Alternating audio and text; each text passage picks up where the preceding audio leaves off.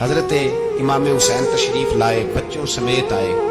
حور بن یزید ایک شخص تھا، حور بن یزید، حور بچے ساتھ ہو، صحرا کا علاقہ ہو، تپتی ہوئی ریت، اتنے کٹھن اور سخت حالات، چاروں جانب موت ہی موت، دور دور تک اپنوں کا نام و نشان کوئی نہیں، اور اکیلے فیصلہ کرنے والے امام حسین، باقی سارے بچے ہیں یا عورتیں، سارے بڑے اکیلے۔ 19 لوگوں کو ایک بار میں غلط ایسے ہی تماشا بنا دیا۔ مظلوم تھے وہ تو رو رہے تھے، ہر مقرر یہ کہہ رہا ہے کہ وہ تو بار بار کہ ابا پانی مل جائے، پانی آ جائے، ترس گئے۔ خدا کا خوف کرو، یہ دلیر لوگ تھے، ان کی باتیں آج بھی پڑھ کے دلیری پیدا ہوتی ہے، دلیری پیدا ہوتی ہے، دلیری۔ ایک ہاتھ کٹا، دوسرے پہ مشکیزہ، وہ بھی کٹا۔ دیکھ لو میں پس منظر پہ ہوں ابھی تک، میں بتا رہا ہوں کہ جہاد کس کے خلاف تھا؟ ظالم حکمران کے خلاف، ظالم کافر کے خلاف نہیں، مشرک کے خلاف نہیں۔ حضرت امام حسین رضی اللہ تعالیٰ عنہ نے ہر جگہ ایک ہی بات کی کہ یزید شرابی ہے تو بچے کٹوا دوں گا، شرابی کو ووٹ ہے۔ یہ ایک نہیں، ہر کتاب میں یہی لکھا، ہر کتاب میں، اور ہر مسلک کی کتاب۔ یزید چونکہ مجرے دیکھتا ہے، رنڈیوں کا ناچ دیکھتا ہے، بچے کٹوا دوں گا، اس کے ہاتھ میں ہاتھ۔ امام حسین نے فرمایا چونکہ اللہ کی حدوں کو توڑتا ہے، حقوق اللہ پامال کرتا ہے، حدود اللہ، بچے کٹوا دوں گا لیکن اس کے ہاتھ میں ہاتھ۔ سارا دن خود مجرا دیکھنا اور 10 محرم کو 2 دیگیں پکا کے حسینی بن جانا، سارا سال خود گند مند کرنا، شرابیوں کے ساتھ رہنا، اور 10 محرم کو 2 آنسو بہا کے یاد رکھنا۔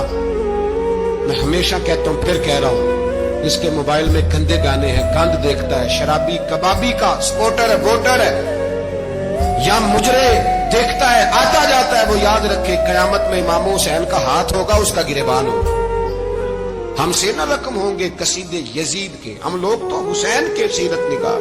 حضرت عبدی تو پھر یزید نے عبید اللہ ابن زیاد کو سزا کیوں نہیں دی، بلکہ ایک جگہ 2 گورنریاں دی؟ ہمارا کسی بندے سے جائیداد کا رٹا نہیں، ہم تو چاہتے ہیں امت اکٹھی ہو جائے، لیکن جو بندہ نبی پاک کی ماں کو دوزخی کہے، حضور کے باپ کو جہنمی کہے، یزید کو امیر المومنین کہے، اس کے ساتھ اتفاق رائے کر لیا جائے، یہ مذہب ہماری سمجھ میں نہیں آتا، بالکل نہیں آتا، قطعاً نہیں ہماری سمجھ میں آتا۔ کیسے اتحاد کر لیا جائے؟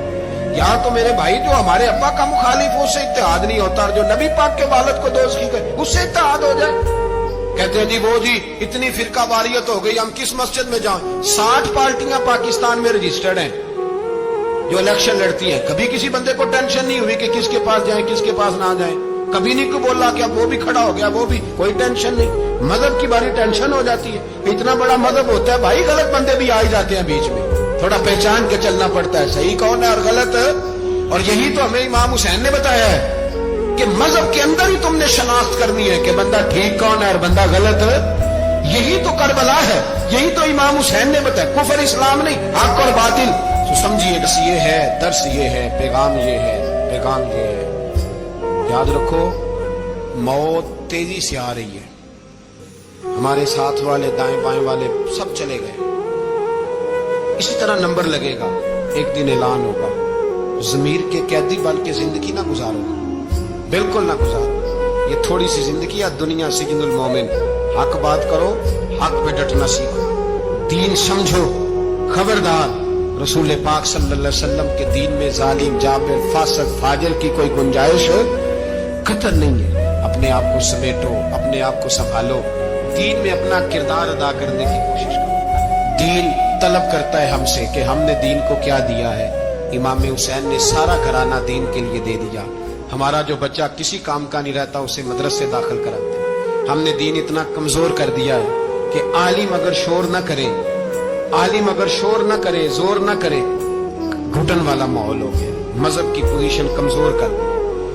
اب جہاں تک اس بات کا تعلق ہے جی فرقے ہو گئے، تو میرے بھائی یہ کوئی اتنی خطرناک بات ہے، یہ کوئی اتنا مشکل معاملہ نہیں ہے، یہ تو امام حسین نے بتا دیا تھا کہ یزید کے طور پر ایک غلط فرقہ کھڑا ہو گیا ہے، لہذا اس کا مقابلہ کرنا ہے۔ اس میں کوئی بری بات ہے، لیکن ایک سبق ہے بزرگوں کا کہ اگر سچی بات بھی نہیں کرنی تو پھر اس منبر کا حق ادا نہیں ہوتا۔ جو سچ بولے وہ حسینی ہے، جو ظالم کے سامنے کھڑا ہو جائے وہ حسینی ہے، جو مصلحت کوش ہو، جو کہے ٹائم نہیں، گراؤنڈ ریالٹی نہیں، حالات نہیں، طبیعت نہیں، موقع نہیں، تو بھی امام حسین